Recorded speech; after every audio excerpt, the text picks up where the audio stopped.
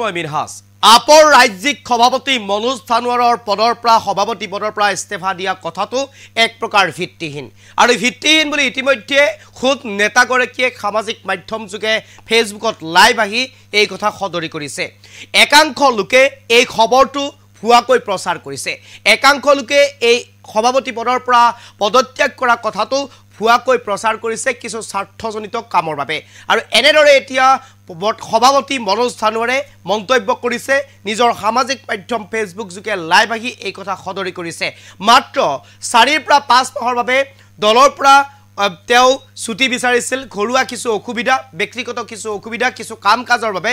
4 পৰা 5 মাহ তেওঁ ছুটি বিচাৰিছিল আৰু সেই ছুটি বিচৰা কাৰ্যটোক এক প্ৰকাৰ একাংশ লোকে পদত্যাগ বুলি এতিয়া সামাজিক মাধ্যমত প্ৰচাৰ চলাইছে একাংশ সংবাদ মাধ্যমই এই খবৰটো এতিয়া প্ৰচাৰ চলোৱা পৰিলক্ষিত হৈছে খুদ ৰাজ্যিক সভাপতি মনোজ ধানোৱাৰে এনেদৰে এতিয়া মন্তব্য কৰি কৈছে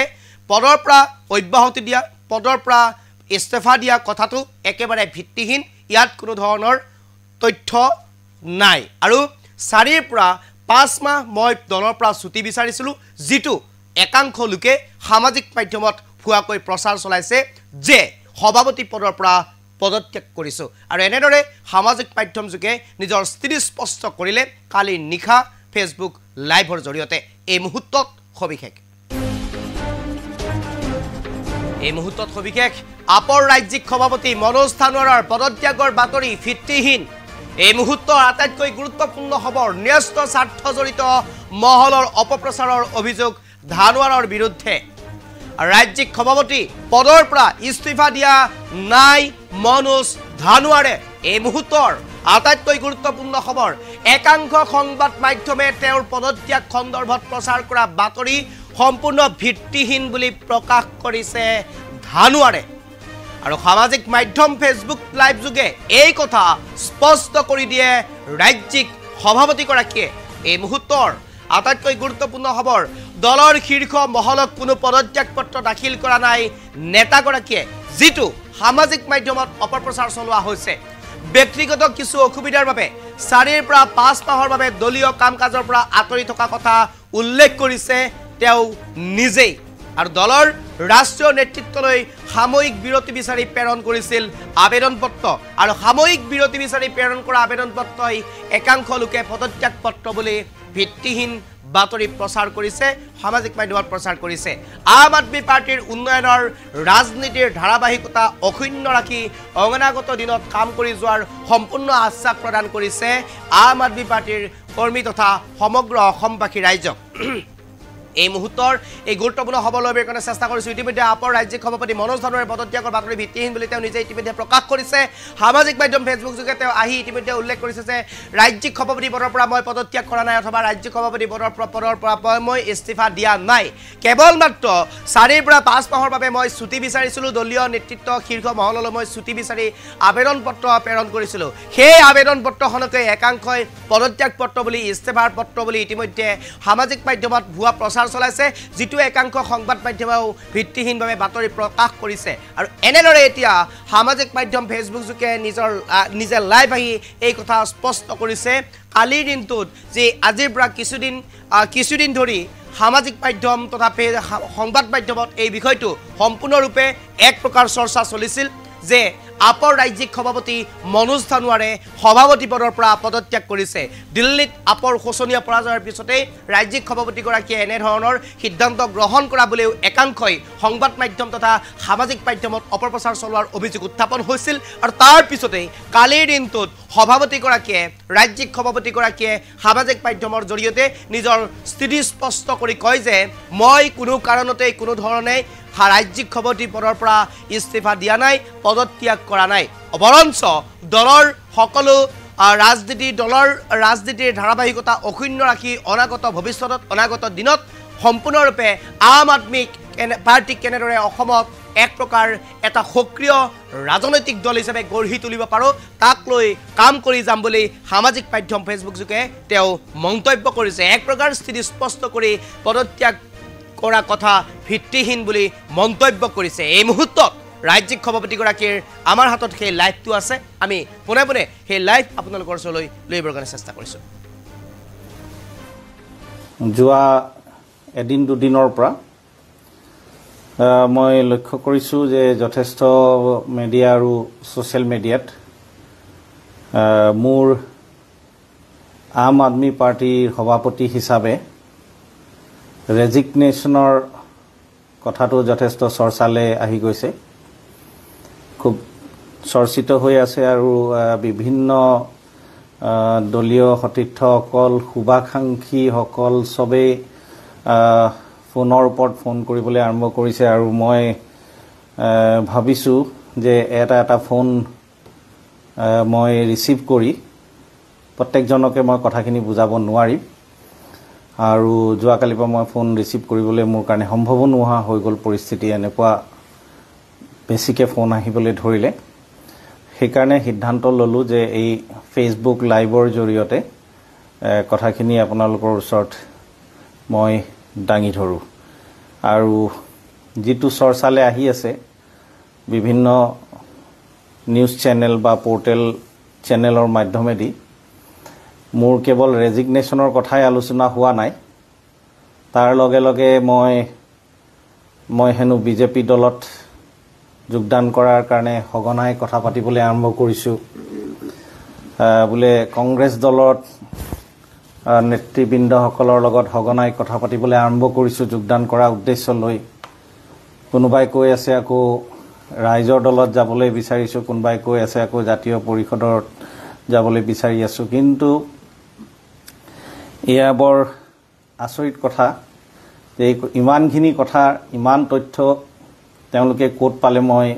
নিজে বুজি নাই পোৱা। কিন্তু মোৰ তৰফৰ পৰা কিছু কথা মই স্পষ্টকৈ আপোনালোকৰ ওচৰত দাঙি ধৰিবলৈ বিচাৰি আছোঁ আৰু সেয়া হৈছে যে যোৱা জানুৱাৰী মাহৰ 2 তাৰিখে মই 5-6 মাহৰ এটা কৰ্মবিৰতিৰ বাবে হাইকমাণ্ডৰ ওচৰত আবেদন দাঙি ধৰিছিলোঁ। এয়া সঁচা কথা আৰু যোৱা জানুৱাৰী 2 তাৰিখে আবেদন কৰিছিলোঁ আৰু মোৰ ব্যক্তিগত কাৰণত, সম্পূৰ্ণৰূপে ব্যক্তিগত কাৰণত মই আবেদন কৰিছিলোঁ যাতে 5-6 মাহৰ এটা কৰ্মবিৰতি লৈ মোৰ যিখিনি কিছু ব্যক্তিগত অসুবিধাৰ সন্মুখীন হৈ আছোঁ মই সেই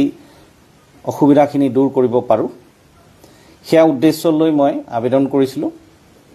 আৰু হাইকমাণ্ডে মই হাইকমাণ্ডৰ লগত ধুনীয়াকৈ যোগাযোগত আছোঁ, কথা বতৰা চলি আছে। কিন্তু কিছু ব্যক্তিৰ মনত এইটো ভাৱ আহিব পাৰে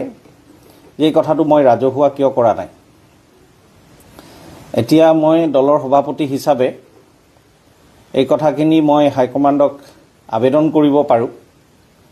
কিন্তু হাইকমাণ্ডে যেতিয়ালৈকে কিবা এটা সিদ্ধান্ত নলয় মোৰ কাৰণে ৰাজহুৱা কৰি দিয়াটো উচিত নহয় বুলি ভাবি মই ৰাজহুৱা কৰা নাছিলোঁ। কিন্তু যেহেতু বিভিন্ন মাধ্যমত, বিভিন্ন মিডিয়া চেনেলত ইয়াৰ বিভিন্ন ৰকমৰ প্ৰচাৰ আৰম্ভ হৈ গ'ল,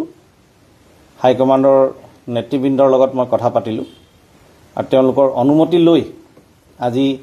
এই ফেচবুক লাইভৰ জৰিয়তে মই আপোনালোকক জনাবলৈ বিচাৰিছোঁ যে খন্তেক 5-6 মাহৰ কৰ্মবিৰতি বিচৰা আবেদন কৰা কথাটো সম্পূৰ্ণৰূপে সঁচা হয়, কিন্তু তাত কোনো পদত্যাগ কৰাৰ কথাটো যিটো মিডিয়াত বিভিন্ন ধৰণৰ চৰ্চাত আহি আছে সেইটো সম্পূৰ্ণ মিছা কথা। যিসকল মিডিয়া চেনেলত ৰেজিগনেশ্যন দিয়াৰ কথাটো চৰ্চালৈ আহিছে তেওঁলোকক মই আহ্বান জনাইছোঁ যে আপোনালোকৰ তাত যদি কিবা মোৰ ৰেজিগনেশ্যন পত্ৰ যদি আপোনালোকে পাইছে তেতিয়াহ'লে ৰাজহুৱা কৰি দিয়ক, যাতে ৰাইজৰ মাজত কোনো বিভ্ৰান্তি যিটো বিভ্ৰান্তিকৰ পৰিস্থিতি ৰাইজে সন্মুখীন হৈ আছে সেয়া হৈ নাথাকে। গতিকে কোনো ধৰণৰ ৰেজিগনেশ্যনৰ কথা নাহে। মই ভাবোঁ যে কিছু স্বাৰ্থপৰ ব্যক্তি জড়িত আছে যোনে আম আদমি পাৰ্টি দলটোক দুৰ্বল কৰা উদ্দেশ্যলৈ এই চক্ৰান্ত ৰচিছে আৰু এনেধৰণৰ আলোচনাত লিপ্ত হৈছে। দিল্লী নিৰ্বাচন যেটো হৈ গ'ল, দিল্লী নিৰ্বাচন হৈছে ফেব্ৰুৱাৰী 5 তাৰিখে আৰু তাৰ ফলাফল ঘোষণা হ'ল ফেব্ৰুৱাৰী 8 তাৰিখে।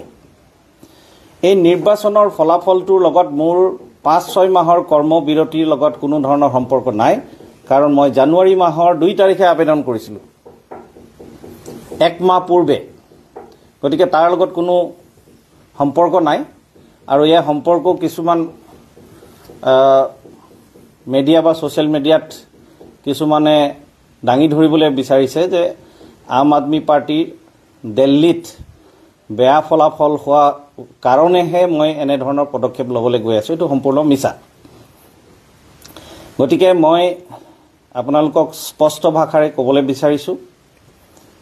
যে আম আদমি পাৰ্টিৰ দলৰ যি নীতি আদৰ্শ তাত সম্পূৰ্ণৰূপে আমি সবে জড়িত হৈ আছোঁ। দলীয় সতীৰ্থসকলক মই আহ্বান জনাইছোঁ যে এনেধৰণৰ যি ভুৱা প্ৰচাৰ চলি আছে,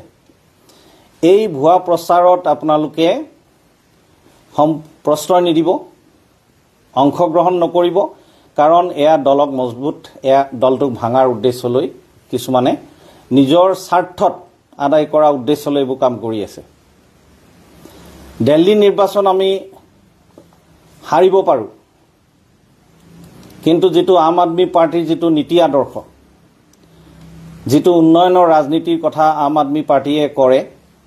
আৰু যি উন্নয়নৰ ৰাজনীতি কৰিবলৈ আমি ওলাই আহিছোঁ,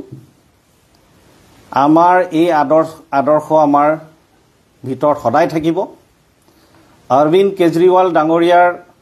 নেতৃত্বৰ প্ৰতি যেটো আমাৰ আস্থা বিশ্বাস, এইটো সদায় থাকিব। দলীয় কৰ্মকৰ্তাসকলকো মই আহ্বান জনাইছোঁ যে তেখেতৰ প্ৰতি আমাৰ আস্থা বিশ্বাস এতিয়াও থাকিব লাগিব, কাৰণ গোটেই ভাৰতবৰ্ষত এটা বেলেগ ধৰণৰ ৰাজনীতিৰ ধাৰা তেওঁ সৃষ্টি কৰিছে আৰু এই ৰাজনীতিৰ ধাৰাটো হৈছে উন্নয়নৰ ৰাজনীতি। সদায় ৰাজনীতি ভাৰতবৰ্ষত ধৰ্মৰ ৰাজনীতি চলি আহিছে, আজিও চলি আছে, জাত পাতৰ ৰাজনীতি আজিও চলি আছে, কিন্তু এনে ৰাজনীতিৰ মাজত একমাত্ৰ ৰাজনৈতিক দল যোনে কোনো ধৰ্ম জাতি ৰাজনীতি নকৰে, উন্নয়নৰ ৰাজনীতি কৰিবলৈ ৰাইজৰ মাজত যায়, সেয়াই হৈছে আম আদমি পাৰ্টি। গতিকে আমাৰ দলটোৰ নীতি আদৰ্শৰ প্ৰতি প্ৰতিজন কৰ্মকৰ্তাৰ আস্থা থাকিব লাগিব। দলটোৰ মুৰব্বী অৰবিন্দ কেজৰিৱাল ডাঙৰীয়াৰ প্ৰতি আমাৰ সবৰে আস্থা থাকিব লাগিব। আৰু আগন্তুক গাঁও পঞ্চায়ত নিৰ্বাচন আহি আছে। এই গাঁও পঞ্চায়ত নিৰ্বাচনত আপোনালোকে আমি সবেই দলে বলতে দলটোক আমি কেনেকৈ আগুৱাই লৈ যাব পাৰোঁ, উন্নয়নৰ ৰাজনীতি আমি কেনেকৈ অসমত খোপনি পুতিব পাৰোঁ, এই ক্ষেত্ৰত আপোনালোকে কাম কৰি আগবাঢ়ি যাওক, মই প্ৰতিজন দলীয় কৰ্মকৰ্তাসকলক আহ্বান জনাইছোঁ। আৰু এই ভুৱা প্ৰচাৰত আপোনালোকে মন কাণ নিদিব। দলৰ মোৰ কৰ্মবিৰতিৰ কাৰণে কোনো কাম কাজ ৰখা নাই আৰু কোনো কাম কাজত কোনো বাধা দিবলৈ চেষ্টা কৰা নাই। আমাৰ দলৰ যেটো সংবিধান, আমাৰ দলৰ যেটো ষ্ট্ৰাকচাৰ, সেয়া স্পষ্ট যে সবেই নিজৰ দায়িত্ব মুকলিকে ল'ব পাৰে, কাম কৰিব পাৰে। গতিকে আমি সবেই নিজৰ নিজৰ জেগাত আমি কাম কৰি আছোঁ, আপোনালোকেও কৰি থাকক। কেৱল মোৰ কৰ্মবিৰতিটো মোৰ ব্যক্তিগত কাৰণত হৈছে। অলপ সময়ৰ পিছত মই আশা কৰিছোঁ ধুনীয়াকৈ আপোনালোকৰ মাজত থাকি কাম কৰিব পাৰিম। দলে যি ধৰণে মোক আগুৱাই দিয়ে, যি ধৰণে দায়িত্ব দিয়ে, মই সেই ধৰণে আগবাঢ়িম। নেতৃত্বৰ প্ৰতি সম্পূৰ্ণ আস্থা আছে, বিশ্বাস আছে। দলটোৰ প্ৰতি, দলৰ নীতি আদৰ্শৰ প্ৰতি সম্পূৰ্ণ আস্থা বিশ্বাস আছে। আপোনালোকেও দলীয় সতীৰ্থসকলক আহ্বান জনাইছোঁ, এয়া আস্থা বিশ্বাস আপোনালোকৰো থাকিব লাগিব। গতিকে মই এই লাইভটোত আপোনালোকে মোক লগ দিয়াৰ বাবে বহুত বহুত মই ধন্যবাদ জনাইছোঁ আৰু আশা কৰিছোঁ এই ধৰণৰ যি বিভিন্ন প্ৰকাৰৰ ভুৱা প্ৰচাৰ চলি আছে, এই ভুৱা প্ৰচাৰবোৰত আপোনালোকে মন কাণ নিদিব। দলীয় সতীৰ্থসকল আপোনালোকে আগবাঢ়ি যাওক অসমত উন্নয়নৰ ধাৰা আম আদমি পাৰ্টিৰ জৰিয়তে ৰাজনীতি আমাক ধাৰা আগবঢ়াই লৈ যাব লাগিব গতিকে ভুৱা প্ৰচাৰবোৰত আপোনালোকে মন কাণ নিদিব অসমবাসী ৰাইজক মই অশেষ ধন্যবাদ জনাইছোঁ যে মোৰ দৰে ব্যক্তি এজনক আপোনালোকে অসমৰ পৰা ইটো মূৰৰ পৰা ইটো মূৰলে যদিও আমাৰ সংগঠন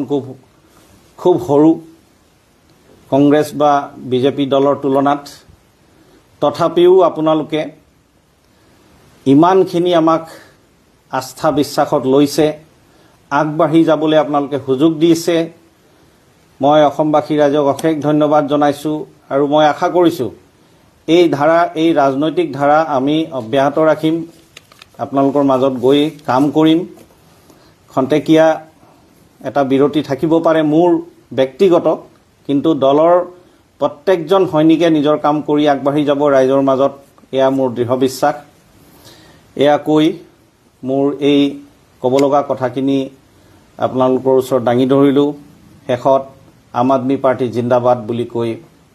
মোৰ এই বক্তব্য সামৰিছোঁ ধন্যবাদ